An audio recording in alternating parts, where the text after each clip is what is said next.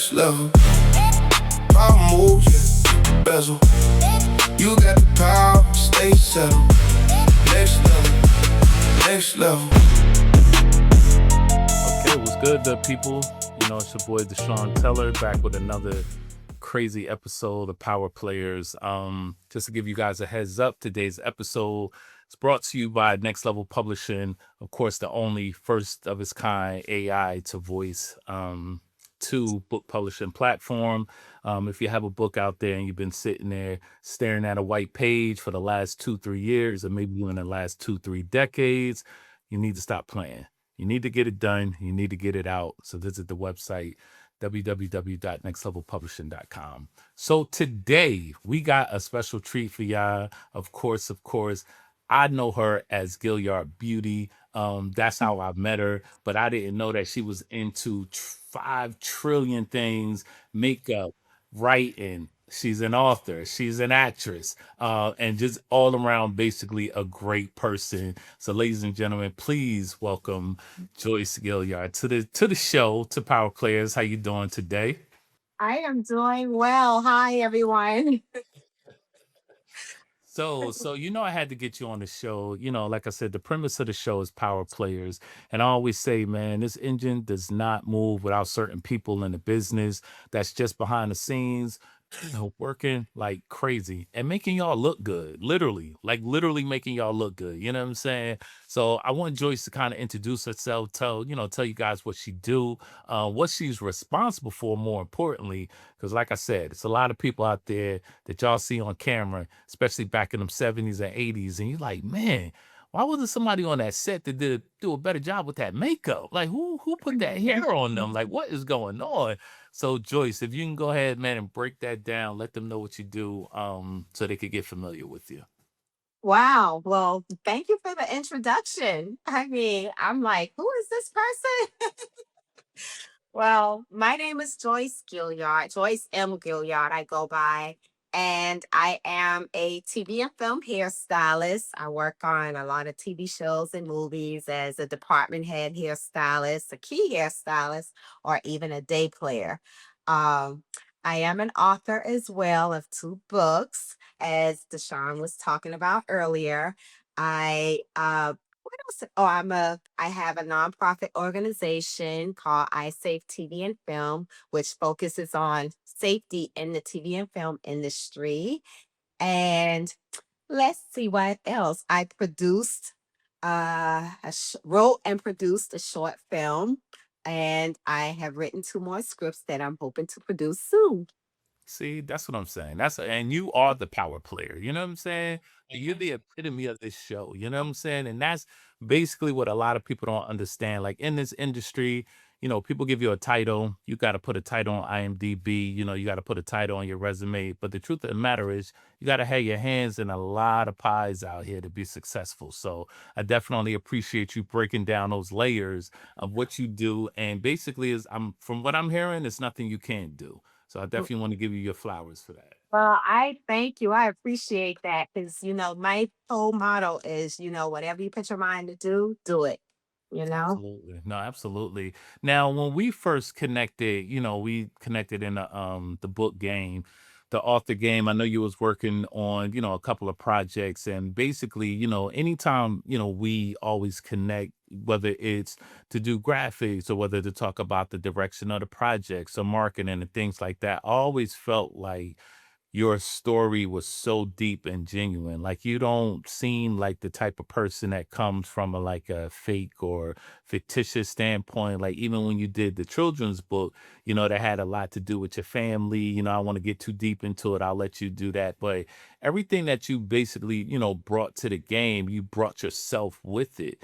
Like, is that kind of on brand with like who you are? Is something that consciously, or you just always wanted to be authentic in this game? Well, first of all, I always want to be authentic, period. And consciously, I really think about that. I don't want to come off as fake or phony.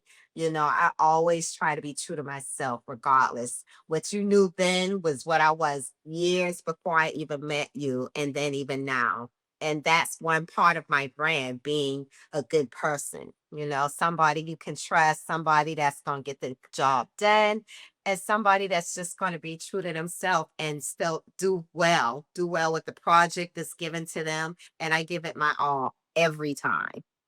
And the reason why I asked you that question is because there's always, it's social media. So you're going to hear a million different points of views. You're going to hear people talking about you got to fake it till you make it. Now, personally, I've never prescribed to that. I'm not the type of person that like will pump somebody up to be fake because it doesn't make sense. Like there's only one you. You know what I'm saying? There's a million snowflakes that fall per minute. And if you put it under the right microscope, you'll find out that every single one is different. So, same thing with people, you know what I'm saying? So, I always felt like, the people in my circle, I always wanted them to be genuine without requesting it, right? Because that's important to see, exactly how people truly are. So, what's kind of your thoughts on like the state of the industry and with the advent of social media and everybody's fighting for a like and fighting for a comment and things like that. How do you find yourself staying grounded and not, getting into the whole fake it till I make it, arena that it seems like is real prevalent right now? Oh man, it is so prevalent right now. First, social media just kind of snuck up on us. Before we didn't even need social media at all to get things done. And now I'm seeing that we have to have social media now, because what I'm seeing now for myself is a lot of jobs, they want to go to your social media first too to see what you've done. And it also tells a person's character when you go on their social media, the type of person they are. And a lot of these jobs are looking at social media now just for those certain things, because talking to someone over the phone, having a meeting, via Zoom or whatever it is, you really don't know the type of person you're really dealing with. But when you go on that social media and the stories and stuff, you might have some people partying the whole time, whatever the case may be. And you get to see who their true, authentic self is, because your page tells a lot about you. And I started really focusing on my page a little while ago when I realized that I was getting inboxes from producers wanting to give me jobs. And I'm like, oh, they starting to really pay attention to this stuff. So that's when I started to refocus my page into more of work related things versus my life. Instead of just trying to do a whole separate page, I just kind of restructured the page that I have, because everybody knows me by Gilliard Beauty. So I said, I'm just going to keep that and just do my page a little different and still stay true to myself. You know what I mean? Because I don't post nothing that's not real. I don't post anything that's fake. Everything I say is very true, and it takes time to even just word things the way you want to on social media. It's a whole job. It really is a whole job just to keep up with it. But I found that I had to adapt and learn how to use certain tools to keep up with the times, because now we have to. Yeah, and I think, you're bringing up a good point where there's a fine line between using your social media kind of as like, for clickbait and stuff like that, or using it for a true business, for a true business tool. So like you said, taking time to find out, figure out what your comments need to be, or find out exactly what this post needs to say, and then what I'm saying, the little nuances that you'll put in there to make sure that you're different from the next person. And I think a lot of people in this industry is so tough because they see somebody else popping on social, and it's like, oh, well, I could do just whatever. I could just go out there and just act nuts. And like you say, you might catch you in a compromising position and you didn't even realize it, because something that's happening here, in 2026, and might catch up to you in 2029. You know what I'm saying? That's important. So I think using social media as a tool is it's an art. You know what I'm saying? I don't think it's anything that can be taught. I No, think it really does come down to, who you are and putting your authentic self, out there in the front. So I you're appreciate that.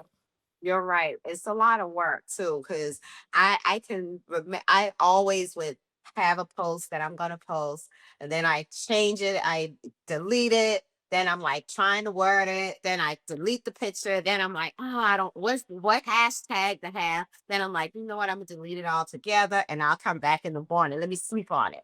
Right. So it's really a job. Yeah, it's no joke, and I like what I like what you're doing because it's, you know, again, people are not going to put that first, the first top billing is not going to say hairstyles by, Mhm. makeup by. So if you really are like an industry nerd like I am, you're really going to dig deep to say, all right, how does all of this work? Let's reverse engineer this, and to see your name popping up on a bunch of stuff. I mean, I'm gonna brag on you even if you don't brag on you. You know what I'm saying?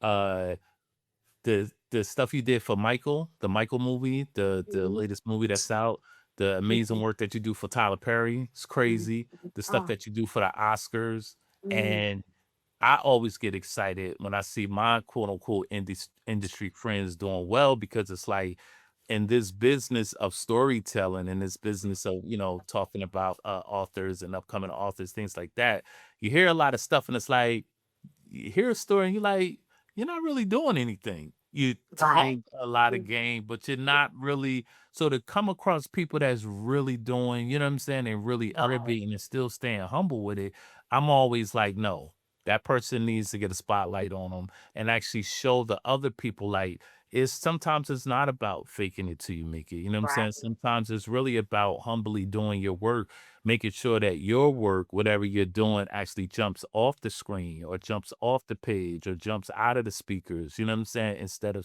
doing all of this and not really producing. So I'm definitely happy to hear about all of the success that you've been having. And my question is, how did you get the Michael joint? Because that's crazy. So it's so crazy how it happened. So, I'm in both unions.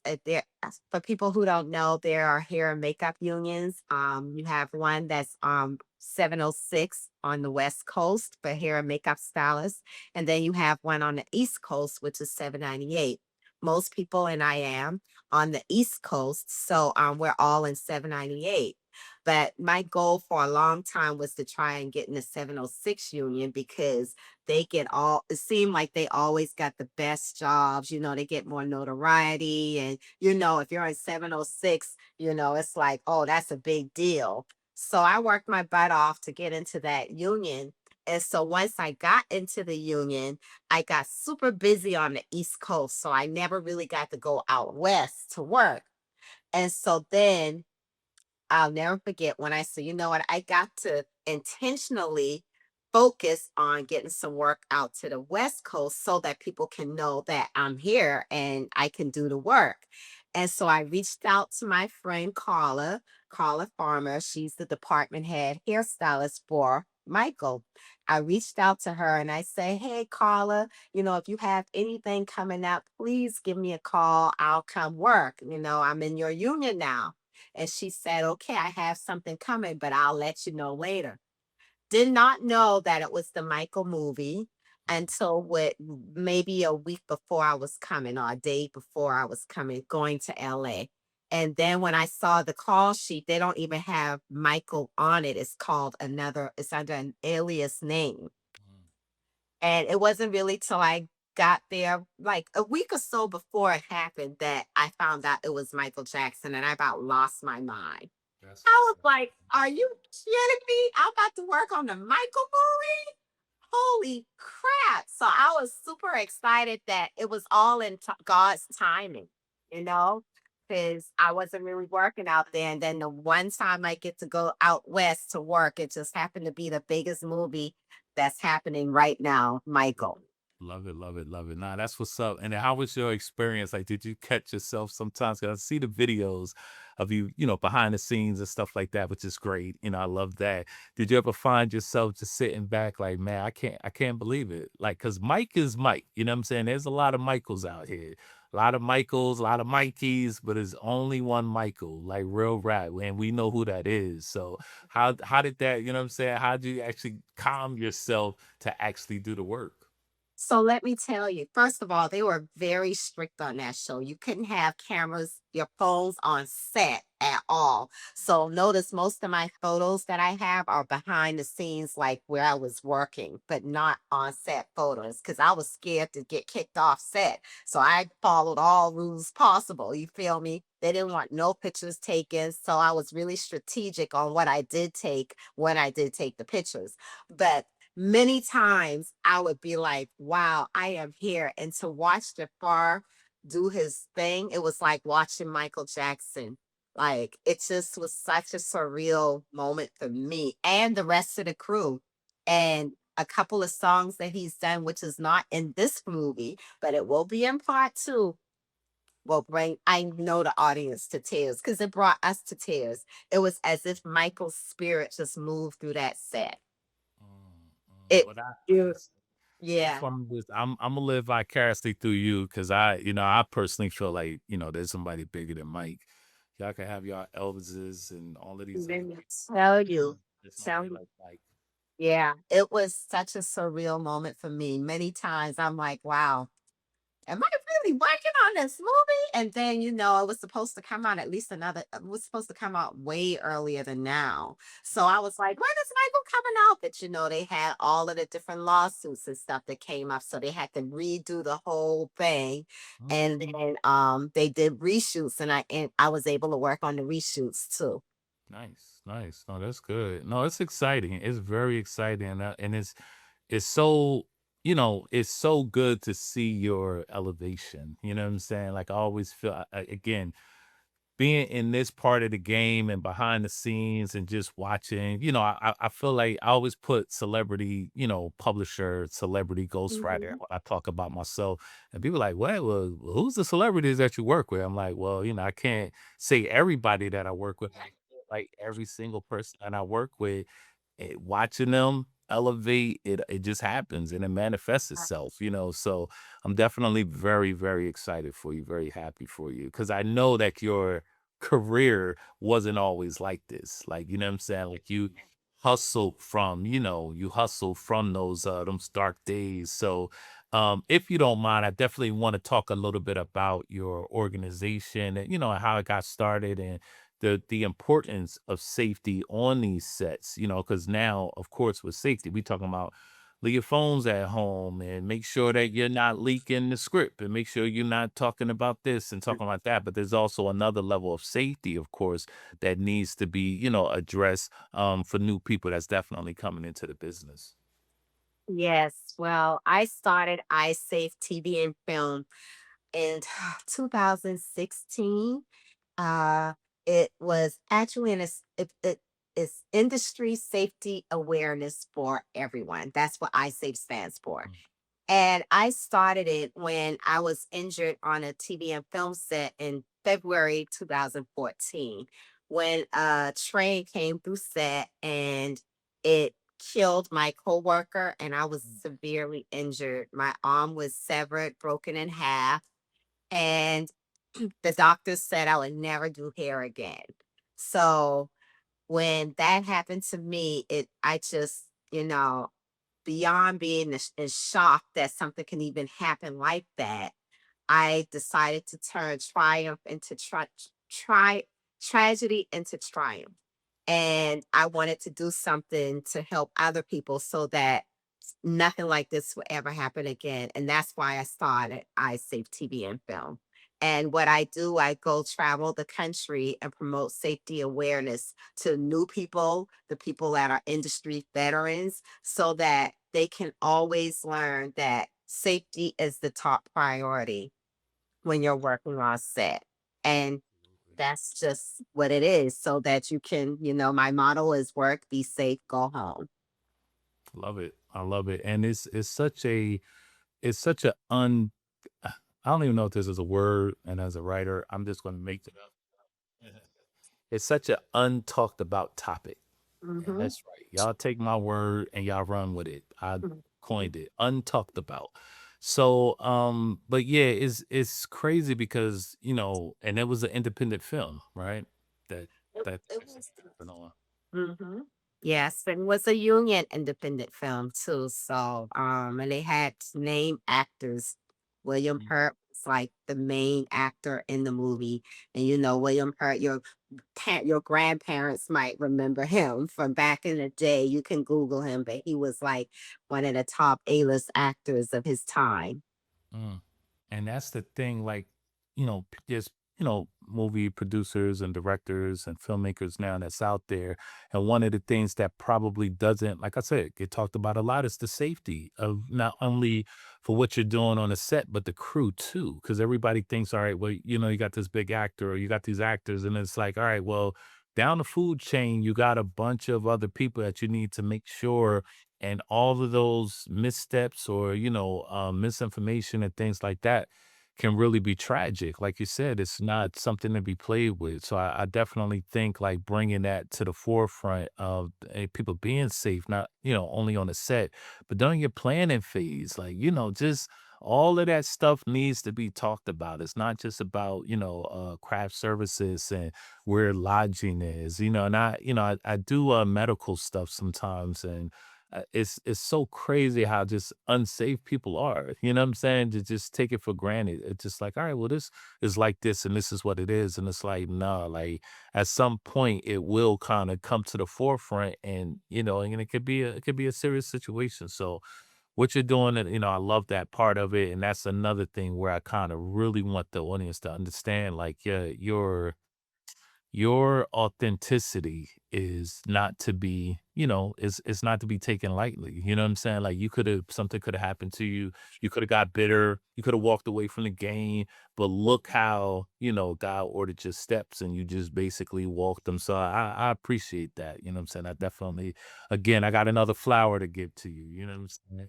You got, by the time you leave the show, you'll have a bouquet. Well, I'm counting them. You So, are. Okay, definitely. So moving to what what you're doing today, like I say, congratulations with the mic joint. But now we got to go into what you're up to today. And I'm gonna just put it out there because again, I know you're gonna be humble about it. But okay. the work that you're doing for Druski, like no one's bigger than Druski right now in this game.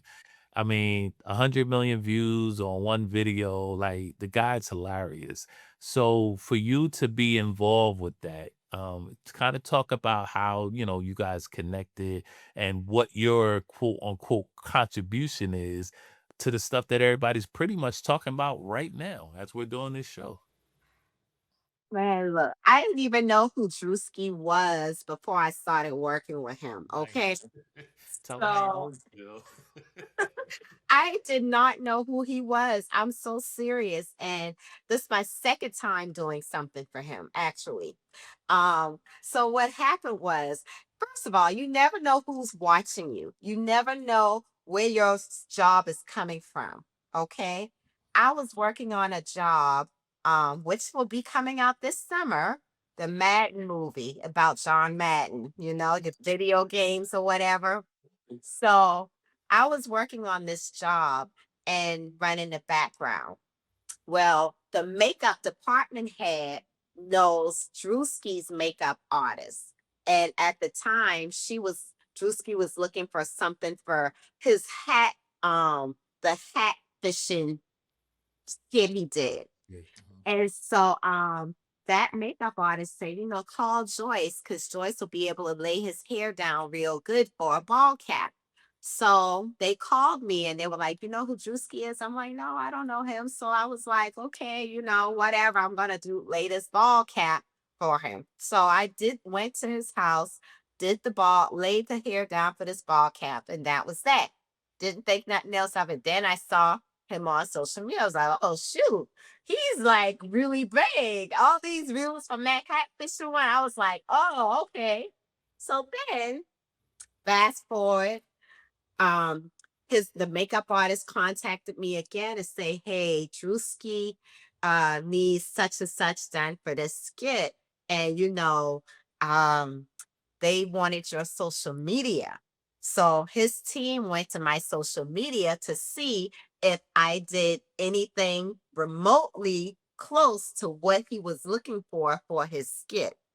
and it was definitely there because I do post some of that stuff. And so his team contacted me and was like, "Hey, Druski needs such and such for such and such, such and such." I was like, okay, cool. So talking to his people, they canceled it and then they rescheduled. So that's how I ended up doing it. And when I got there, before I even got to him, they were telling me what he wanted, and they sent me pictures of the looks that he was going after, Idris, Damson Idris, and or whatever. So, but they didn't have any wigs or anything. They didn't have that type of stuff. So they asked me if I had anything. And I went through my kit and I found stuff. So I just started prepping what I thought, look would be like, and just gave him options. And I did it. And, Druski, he doesn't like a lot of pictures taken when you're working on set. So, you sign these NDAs and stuff. So I did a lot of behind the scenes stuff at home prepping, and then, waited till the content came out and got more pictures. No, I think that's crazy. So you did the wig for the I think I don't want to misname it, but I believe that it was a British actor playing an American slave, Yes. right? And you did Yes. the wig for that skit. Yeah. The entire thing, I did all the hair for it. Wow, nice. Now, are you working just with Drewski, or are you working also with the background players as well? So I had an assistant so she can help me with the background. So we both did the background. I actually made a wig for one of the background, and then a couple, I think two of the ladies ended up wearing one of my wigs as well. So, but my main focus was Drewski, and then I had an assistant to focus on getting the background done. See, and this is what I'm saying. So it's all about that work. Sometimes all of that fake it till you make it, man. I'm not signing up for that club. You know what I'm Right. saying? No. Because, like they said, No. if someone's reaching out to you, you better have that stuff in your case. You better be ready. It's not a that, oh, I gotta learn how to do this real good. It's like, nah, you better have that talent on deck, which comes with a lot of practice. So I'm Mhm. definitely loving that. Loving that part of the story, man. That's what's up. It So was we fun. It was fun to create the looks, and and Drewski, his head doesn't really fit my wigs, because the wigs aren't custom made wigs, I was like, it's not custom. So he made me laugh because he was like, because I put the wig on him, and it only fit like the very top. So, I had to really customize the wig and build around it and give it a hairline so it'll look authentic and natural and fit his head. And he was blown away. And, he made a joke. It was like, if another studio would probably leave it on top like that and don't do nothing. I was going to say those name, but he called a name and he was like, but at least I know you're going to fix it and see the outcome. And see, and this goes back to why I always feel like the work is important. You know what I'm saying? I probably post the same post every 3 or 4 months, and I always say you don't get what you wish for, you get what you work for, because it really is. Even if you wish for something and somebody hands it to you like an opportunity, if you don't know how to do it, you're going to get exposed. If you're not ready for the level of professionalism, the level of execution, you're not going to be ready. So, although you may have what you feel is good luck, or you're just always in the right place at the right time, or I got great contacts, that's fantastic. But if you're not doing the work, you're going to get exposed. Somebody that's in that circle on that set is going to be like, I know somebody that could do it better. And then all of a sudden, you're going to find yourself replaced. So, if you are that type of person that feels like you could skate by with minimal effort, and you want to, again, try to fake it till you make it, I'm not going to give you that advice. I'm going to tell you, in those quiet times when you by yourself, Kobe wasn't scoring 81 points in a game because he was in the gym at 6 p.m. No, he was in the gym at 4 a.m. before anybody was there, shooting in the dark, perfecting his skills. So I definitely appreciate you bringing that up. Like, there's certain things that you're gonna do that somebody in another studio Right. was Right. probably gonna make it worse, and those are important keys. So dope, dope. So what is your next? What is your vision? What's your next, like, because y'all know what I'm doing. I'm an open book. Anything I don't get on social media and talk a lot. I just put projects out and I just throw Right. stuff That's up against correct. yeah, I just throw stuff up against the wall and see if it stick. So you know where my head is at, but I'm very curious to see what's your next level? What's your power play? You ain't got to give us any secrets, but what's your power play for 2026? Oh man. Well. Well, I definitely am really trying to get my scripts made, my short plays or whatever. I want to produce some more. I want to write some more and focus on those while I'm doing the other stuff as well because I kind of put it on the back burner. But now with all the new technology out, AI and all that stuff, I feel like I can do something with it.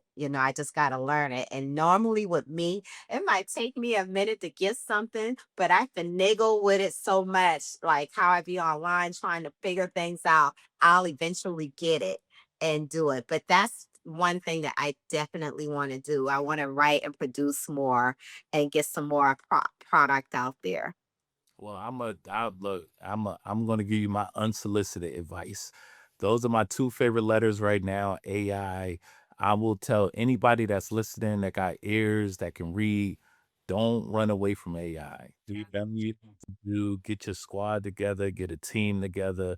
And it's just like we were in 93 and 94 with the advent of the internet and people were just like, oh, I'm not going to do this, I'm not going to do that. And in every cycle, it's something technology comes and people try to shy away from it. Don't be on the wrong side of history with this one. I don't know who needs to hear that today, but I'm every show from now until whenever it's going to be about AI. And I know that there's dangers involved with it, but there's Yes, dangers there is. everywhere. You know what I'm saying? There's dangers everywhere. That's why you need to get involved because you might have that key to make things safer, to make things more secure, to make things more private. So I'm going to definitely say with your project that you're talking about offline, we're gonna make that happen, and we're gonna use our friendly assistants, our AI assistants to make that happen. So I'm Oh, definitely hyped for that. And you say oh, you had two of them? yes, yes, of them. Yes, and one I haven't really finished yet, but two for sure. That's what's Um, up. I'll be an yeah, accountability partner. You know what I'm saying? yes, yes, Who for does it? sure. No, but this was fire. I really, really, really appreciate you taking the time. And I know your schedule is insane. Again, congratulations. I mean, what can I say? Like I said, I've watched you, elevate and do and again, the one thing is the talent is there. You definitely stay on your grind. It's just the authenticity for me. Like you always stay true to who you are. It's not like you said, you're not, chasing the wrong, schemes or chasing the wrong dream. Like you're staying on your path, and that's very commendable. You're right. And that's what my whole intent is to stay on my path. I don't pay attention to the noise out there, who's doing what's doing what. I focus on what I'm doing and how I'm gonna get there, and I put it out in the universe. And it seems like the universe has just been coming back around to me and saying, here. And it's been happening. Cause like even with the Oscars, being on the Oscars hair team, I'm gonna tell you, a year ago, I put it out in the universe saying, you know what, God, I'm gonna be on that Oscar scare team. I don't even know how it's gonna happen because I had no clue of how to even get on. I didn't even really know if they had a hair team, but I put it out there. Fast forward, the universe came back and I get this email. Oscars care team, are you available to work? I about lost my mind. I said, I hope they call me back, but I was so excited they said take pictures and videos, and I probably did a little more than I needed to. But I'm like, who's coming? Who? No one I know had gotten this opportunity to do something like this. So I'm gonna get my memories, even if that was the last time. At least I did it one time. You know what I'm saying? And that was the best experience ever, just to be on the Oscars hair team. And Love it. Yeah. I And just you manifested it, so that's I make it did. even more And sweet. Yes, manifested it. And then for my birthday a couple of years ago, I had an Oscars themed birthday party That's with the crazy. red carpet, the paparazzi giving out awards. So it's like I manifested it at my birthday party too, that I was going to be at the Oscars on the red carpet, the paparazzi, and it's like full circle. That's crazy. That is nuts. So I love it. I love it. Like I said, it's I only see bigger and better things for you. Once you do get that, $500 million movie out there, just Mhm. just come on the show for 5 minutes. You know what I'm saying? Just come on the I show. sure Fit, will. fit I the sure cat. will. I sure will. Definitely not do that. For So sure. how do if people want to get in contact with you, I know you're on IG, if you want to give everybody your social media handles, how Yes. do they reach out to you to do business? Yes. Well, I am mostly on IG. I do have TikTok, but I'm on IG under Gilliard Beauty. It's my last name, Gilliard Beauty. And I am on TikTok under Gilliard Beauty as well. And on Facebook under my name, Joyce Gilliard. So. Nice. Okay. And if somebody has a script, a book, a movie, something, what's like you want them to reach out to you, want them to call your manager, you want to call the manager's manager. How do you take They can reach solicited content? they can reach out to me directly. That's yeah, you don't have to go through a manager. I do have an agent, but you can contact me directly. Mostly people reach out on Instagram. That On the seems I Say to project as well. yes, Good idea. yes. Yes, I save TV and film. I have that page as well. Actually, I have several pages. I have a Hair for the Food page. I have a South Carolina Hair and Makeup Network page. So, but mostly Gilliard Beauty is the easy way to contact me. Cool. All right. Well, listen, I appreciate it. Thanks for everybody for tuning in. Like I said, it's Power Players. If you know somebody that you want to nominate to be on Power Players, y'all do got to call my manager. His name is actually Dashawn Taylor. So reach out to my manager and I'll figure out a meeting to see how we can set it up. I know somebody too that would be great for Power Players too. Okay. All right. Well, you already know is hit my DM.